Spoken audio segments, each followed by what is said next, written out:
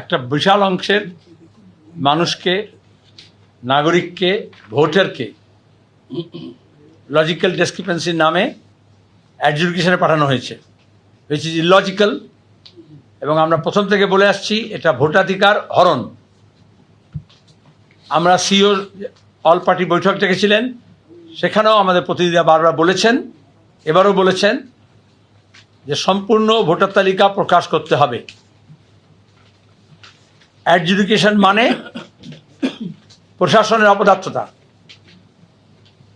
তারা ঠিক মতো ঠিক সময় কাজ করতে পারেননি। এর মধ্যে অনেক আধিকারিক আছেন, তাদের প্রতি আমাদের সম্পূর্ণ সমবেদনা আছে। বিজেপি এবং তৃণমূলের চাপ,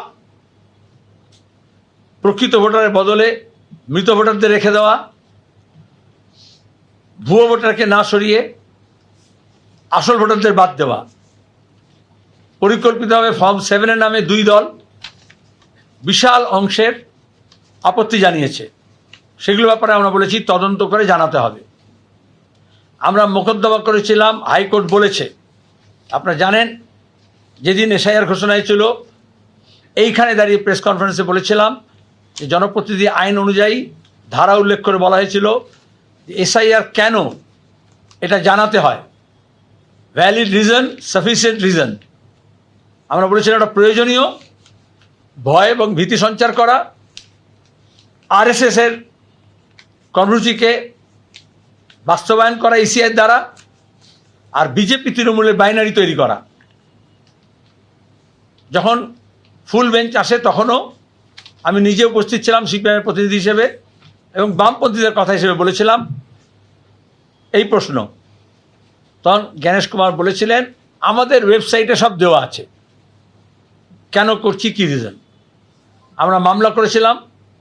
গতকাল হাইকোর্ট বলেছে 1 সপ্তাহের মধ্যে ইলেকশন কমিশনকে জানাতে হবে কোন ধারা বলে, কিসের প্রয়োজনে, কেন এসআইআর করা হয়েছে, তার যুক্তি হাজির করতে হবে, তথ্য হাজির করতে হবে। এটা আমাদের একটা প্রাথমিক জয় হলো। কিন্তু সার্বিক জয় তখনই হবে যখন সব ভোটারের ভোটাধিকার ফেরত পাবে তারা। নির্বাচন ভোটারদের বাদ দিয়ে নয়। আমরা প্রার্থী তালিকা ঘোষণা করলাম, কিন্তু প্রার্থীগুলো কোনো মানে রাখে না, যে নির্বাচক মণ্ডলীর অধিকার থাকে না। বামপন্থীরা মানবাধিকারের জন্য, গণতান্ত্রিক অধিকারের জন্য, ভোটাধিকারের জন্য লড়াই চালিয়ে যাবে। বাংলা বাঁচাতে হলে বাংলার মানুষকে বাঁচাতে হবে, তার মর্যাদা, তার সম্মান, তার অধিকার রক্ষা করতে হবে, এবং তার সঙ্গে দাঁড়িয়ে তার শিক্ষা, সাহিত্য, সংস্কৃতি, শিল্প, ইতিহাস, ঐতিহ্য, স্বাস্থ্য, হাসপাতাল, প্রাথমিক স্বাস্থ্য কেন্দ্র, তার চিকিৎসিত হওয়ার সুযোগ, অধিকার, তার বাসস্থান, তার পথ ঘাট, রাস্তা, শিল্প, কল কারখানা, আলু সহ সমস্ত ফসলের দাম, এবং 100 দিনের কাজ ফেরত পাওয়া, সেটাকে 200 দিন করা, শূন্য পদে নিয়োগ, বেকারদের কাজ, তার অধিকার, এই সব নিয়ে আসলে লড়াই। সেই লড়াইয়ে আপনাদের মাধ্যমে সবাইকে আহ্বান জানাচ্ছি, বাংলা বাঁচাও অভিযানে আপনারা সবাই জড়ো হবেন, সরব হবেন, এবং বাংলাকে আমাদের বাঁচাতেই হবে, নাহলে দেশ বাঁচবে না।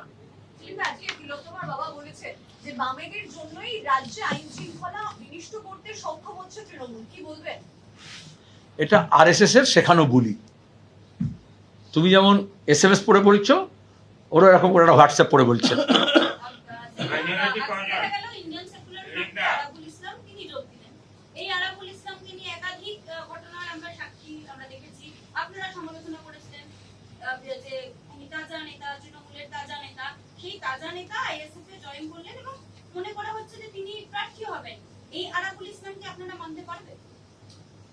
এটা আইএসএফকে প্রশ্ন করলে ভালো হবে, তোমার সঙ্গে ভালো যোগাযোগ আছে। বামফ্রন্টের নেতাদের জিজ্ঞেস করে লাভ নেই, উত্তর পাবে না, বলে দিলাম। যখন হবে তখন জানতে পারবে।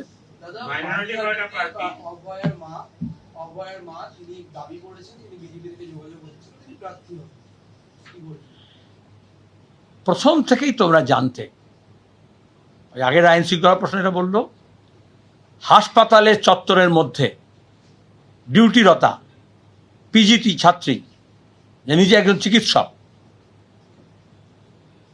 এরকম এর আগে কখনো আমাদের দেশে ঘটেনি, রাজ্যে তো ভাবনাই করা যেত না। ডিউটি আওয়ার্সের মধ্যে গণধর্ষণ হয়, খুন হয়, তারপরে সমস্ত সাক্ষী সাবুত লোপাট করার জন্য স্বাস্থ্য দপ্তর, হাসপাতাল কর্তৃপক্ষ এবং তৃণমূল কংগ্রেস সক্রিয় হয়। সিপিআইএম প্রথম এই ঘরে দাঁড়িয়ে, বুদ্ধদেব ভট্টাচার্যের লাশ তখন পড়ে রয়েছে, আমরা প্রথম জানাই। তখন তো বাবা মা অসহায়, এখানে অডিও বাজিয়ে শোনাই, তাকে জানানো হয়নি তাদের মৃত্যুর খবর। তারপর বলেছে আত্মহত্যা, তারপর বলেছে তাড়াতাড়ি চলে আসুন। তারপরে কোর্টে যাই আমরা, শিয়ালদা কোর্ট থেকে অর্ডার হয়, সুপ্রিম কোর্টের আইন মেনে, নিয়ম মেনে ভিডিওগ্রাফি করতে হবে, বাড়ির একজন প্রতিনিধি থাকবে এবং এক্সটার্নাল এক্সপার্ট থাকবে। যেহেতু হাসপাতালের মধ্যে হয়েছে, ওখানেই পোস্টমর্টেম হয়, তবে পোস্টমর্টম হবে। তড়ি ঘড়ি করে পোস্টমর্টম করা হয় অন্ধকার হয়ে যাওয়ার পরে। আমরা এই কথাটা নিয়ে আসি, কোনো আরএসএস, কোনো বিজেপি না। তারপরে এই কলতান, মীনাক্ষী, ধ্রুব, আমাদের ছাত্র যুব বাহিনী বুদ্ধদাস শেষ যাত্রা থেকে সরে গিয়ে গাড়ি আটকায়, তখন ওই মা অসহায়। আজকে মীনাক্ষী বলেছে, তখন তো আমরা দেখিনি এটা কার লাশ, সিপিএমের না এসএফআইয়ের না ডিএফের, তার বাবা মাকেও আমরা চিনতাম না, কিন্তু অসহায় পরিবারের পাশে দাঁড়ানোর চেষ্টা করে বামপন্থী ছাত্র যুবরা। পুলিশের অন্যায়ের বিরুদ্ধে, তৃণমূলের জুলুমের বিরুদ্ধে রুখে দাঁড়ায়, প্রাণকে বাজি নিয়ে গাড়ি আটকানোর চেষ্টা করে। আর সেখানকার কাউন্সিলর, এমএলএ তৎকালীন, এখনও বোধহয় আছে কদিন, ওদের যেটা বাসস্থান, সেখানকার স্থানীয় তৃণমূল নেতারা পরিবারকে ঘিরে, শ্মশানকে ঘিরে, গাড়িকে ঘিরে তাড়াতাড়ি লাশ পাচার করতে চায়, যেমন হাঁসখালিতে করেছে, যেমন বিজেপি হাতরাসে করেছে। তাহলে বিজেপি আরএসএস তাদের মুরদ আছে, ধর্ষিতাকে ন্যায় দেবে, বিচার করবে, অপরাধীকে ধরবে? তোমাদের মনে আছে, তখনও তোমরা অনেকেই বলেছিলে সবাই মিলে নবান্ন অভিযান করছেন, আপনারা কেন যাচ্ছেন না? আমরা বলেছিলাম এটা হচ্ছে আরএসএস এর পরিকল্পনা। আজকে কলকাতা পুলিশ যা বলেছে, সিবিআইও তাই বলেছে। রাজ্য সরকার আর কেন্দ্র সরকার, তৃণমূল আর বিজেপি, ওই অসহায় মাকে নিয়ে কলকাতা, দিল্লি বিজেপির নেতারা ঘোরাঘুরি করেছে, কিন্তু প্রধানমন্ত্রী এবং স্বরাষ্ট্রমন্ত্রীর সঙ্গে দেখা করতে পারেনি। ভোট নির্বাচন আলাদা কথা, সেই পরিবার সিদ্ধান্ত নেবে কি করবে। আমরা কখনোই সেই পরিবারকে বলিনি যে সিপিএম হও। আমরা সবসময় সন্তানহারা পরিবারকে পাশে দাঁড়ানোর চেষ্টা করেছি।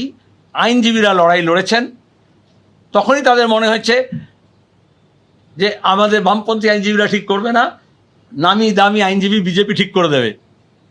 সুপ্রিম কোর্টে আপনারা কি করবেন, দিল্লির সরকার পাশে থাকলে ঠিক হবে। তারপর আমরা জানি সুপ্রিম কোর্ট শুধুমাত্র চিকিৎসকদের ধর্মঘট যাতে শেষ হয়, রাজ্য সরকার এবং বিজেপি দুজনে তাই চেয়েছিল। আর যেদিন ধর্মঘট প্রত্যাহারিত হলো, তারপর থেকে আপনারা জানেন বিজেপি আর তৃণমূল একই জায়গায় দাঁড়িয়ে আছে। সুতরাং এইসব বলে কিছু লাভ হবে না। আমি এটুকু জানি, আমরা শ্রমজীবী মানুষ, খেটে খাওয়া মানুষের স্বার্থে রাজনীতি করি, এবং সেখানে দাঁড়িয়ে ওই পরিবারের সঙ্গে বা ওই পরিবারের ভিকটিমের সঙ্গে বা ওই পরিবারের বাবা মার সঙ্গে আমাদের কোনো স্বার্থের সংঘাত নেই। আরএসএস এবং সিপিআইএমের, বামপন্থী এবং বিজেপিদের স্বার্থের সংঘাত আছে, রাজনীতির সংঘাত আছে। তাতে আমরা বলবো যে আমরা আমাদের পক্ষে দাঁড়িয়ে আছি, ওনাদের বলবো কোনো একটি নির্দিষ্ট পক্ষ অবলম্বন করবেন না। সামগ্রিকভাবে, সমবেতভাবে গোটা রাজ্যের মানুষ, অসংখ্য মহিলা, চিকিৎসক, আইনজীবী, সাধারণ মানুষ, সব ধরনের বামপন্থীরা তার রাস্তায় নেমেছে, এবং সেটা একটা পরিবারের জন্য নয়, অন্যায়ের বিরুদ্ধে ন্যায়ের জন্য, জাস্টিস ফর আরজি কর। তারপরে যা যা ঘটেছে গোটা দেশের গোটা পৃথিবীতে যারাই অন্যায়ের বিরুদ্ধে তারা একদিকে, আর যারা অন্যায় করেছে তারা অন্যদিকে। অনেক সময় এরকম হয়, এটাকে বলে স্টকহোম সিনড্রোম, যে অনেক সময় অপরাধীদের প্রতি মমত্ব তৈরি হয়ে যায়। আমরা তার মধ্যে নেই।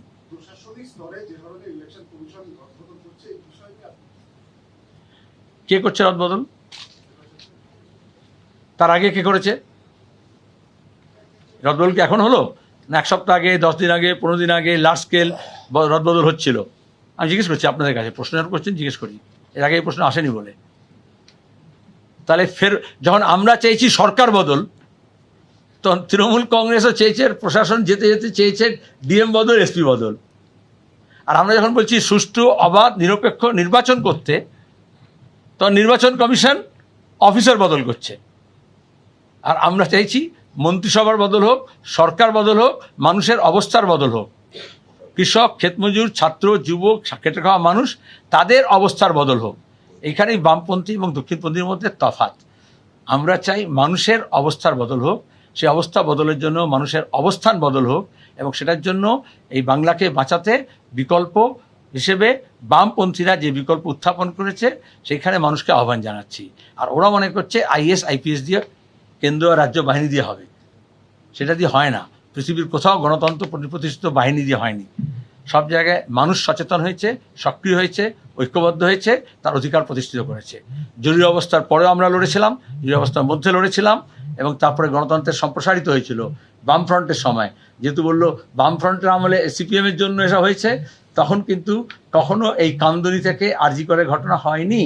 মমতা ব্যানার্জি মিথ্যাচার করেছেন, মিথ্যা রেপ ভিকটিম সাজিয়ে জর্জ ফার্নান্ডিসকে দিয়ে, এই ভাঙনের মহিলাকে দিয়ে। মনে হচ্ছে অনেক খবরের কাগজে বেরিয়েছিল। আমরা জানি তাপসী মালিককে কীভাবে ব্যবহার করেছিলেন। এটা দক্ষিণপন্থীরা করে। এবিপি আনন্দ, এগিয়ে থাকে, এগিয়ে রাখে।